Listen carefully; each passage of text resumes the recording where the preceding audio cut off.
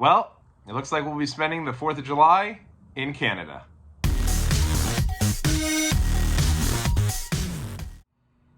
For the first time ever, WWE is bringing Money in the Bank up north to Toronto, Ontario, Canada, as the event will be held this year at the Scotia Bank Arena. And in this video, I got it all for you. What is going on out there, world? It's your boy Tommy on the spot for Watch Along Wrestling. It is so great to be right back with all of you here on the channel. All right, so yesterday was a huge day for WWE. They had been advertising that Triple H had a major announcement that was initially supposed to be revealed on the preview special that aired live on Peacock last night, but was actually moved to yesterday morning over on X. And that announcement is that really for the first time in several years, back in the day, WWE used to run this same venue for 3-4 nights, and that was the norm from, I'd say, about 2016 through 2020. They had basically, you'd go to one pay-per-view, and then you'd also get the NXT TakeOver, and you'd get Raw and SmackDown, at least for some of the big premium live events. But they've been shying away from that for quite some time, and really outside of WrestleMania, the most you'll get is a SmackDown the night before a pay-per-view. But they're changing things up with this Money in the Bank, and I certainly hope it's a sign of things to come.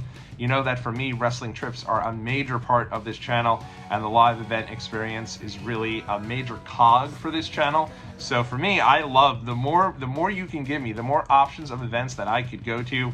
I think I've upped my chances of getting my money's worth for taking these types of trips.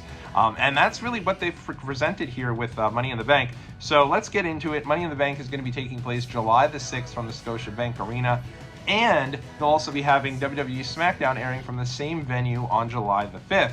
Now, where things get even more interesting, at least for me, in my opinion, is that NXT Heatwave will be airing live from the Scotia Bank Arena on July the 7th.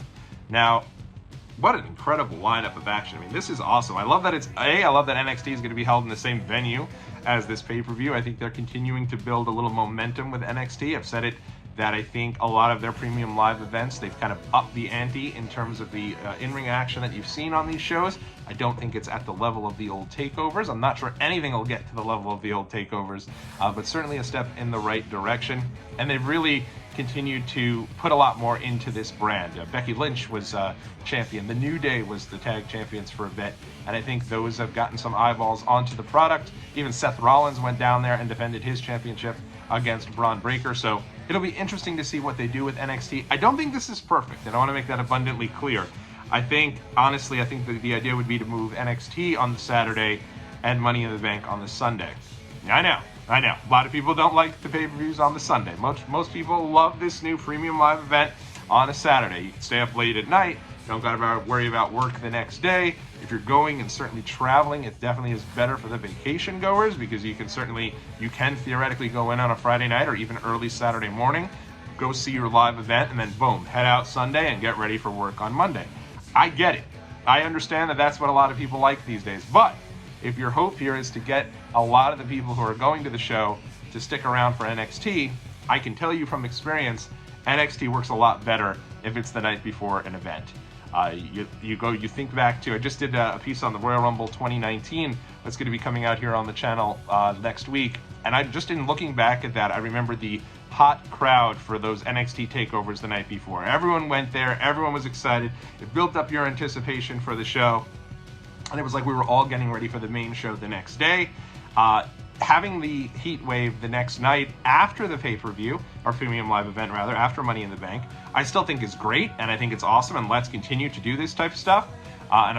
Kudos to WWE for trying something different.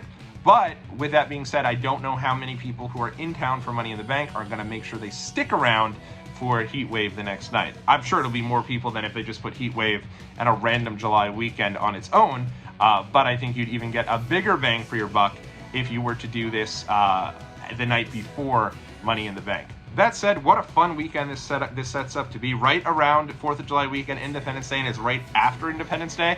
So theoretically, you can enjoy your Independence Day at home, and then boom, fly out to Canada. Toronto's an amazing city. I went down there with my wife back in 2016, and we had just an awesome time. I can't put it over enough. And think about the history of WWE in Toronto. You're looking at WrestleMania 6, The Ultimate Warrior versus Hulk Hogan. WrestleMania 18, Hulk Hogan's big WrestleMania return match against The Rock, and Chris Jericho defending the title against Triple H. years after that, it's probably the event that people say is their favorite non-Big Four PLE of all time, is that Unforgiven 2006, Edge in his hometown defending against John Cena for the title. Really a very famous Unforgiven show. More recently, how about Bill Goldberg at the Survivor Series in 2016, coming in and defeating Brock Lesnar, Brock's first loss in several years, and he did so in under a minute, setting up Goldberg on this WWE run that I don't think many of us thought we'd get. And even more recent after that, how about SummerSlam 2019, Seth Rollins defending the championship against Brock Lesnar, and the two of them tearing the house down and giving us the match that we should have gotten at WrestleMania 35. The list goes on and on. WWE's presence in Canada has always been really great. The crowds are always fun. They used to call them Bizarro Land because the heels would all get this adulation from the crowd, and the folks that were typically loved by the WWE crowd would actually get booed. But that doesn't usually happen, at least not this day and age. But it's always been a fun crowd, a really passionate crowd, and that sets up, honestly, I think, for a really fun weekend.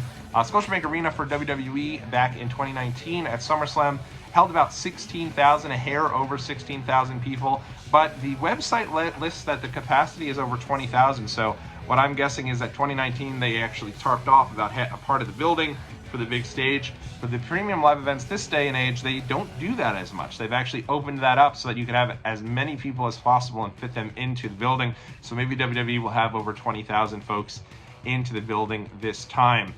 This continues WWE's push for a global calendar year of premium live events. Already announced this year, January the 27th is going to be here in the United States in Tampa Bay. But then the next month, the Elimination Chamber is going to be held in February 24th. Live from Perth, Australia. That should be awesome. I'm really excited about that one. Obviously, WrestleMania is going to be held in Philadelphia, Pennsylvania, April 6th and 7th here in the United States. But then from there, you've got Backlash. That's going to be awesome. That event is going to be May the 4th, and that's going to be held in Paris, France. And then from there, you've also got now Money in the Bank, which is going to be held July the 5th.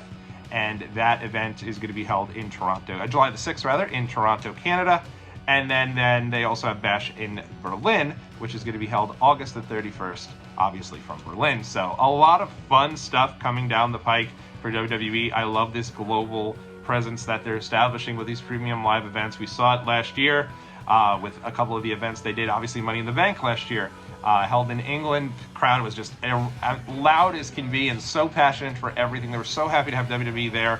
And I know that Paris and Berlin and certainly Toronto are going to be the same. So and Perth, Australia for that matter. So I'm really excited for this. I think it should be great. Let me know what all of you are thinking. And let me know who you think's going to win Money in the Bank. Is it someone local? Maybe a Kevin Owens or a Sami Zayn for the men? Maybe Chelsea Green for the women? The possibilities are endless.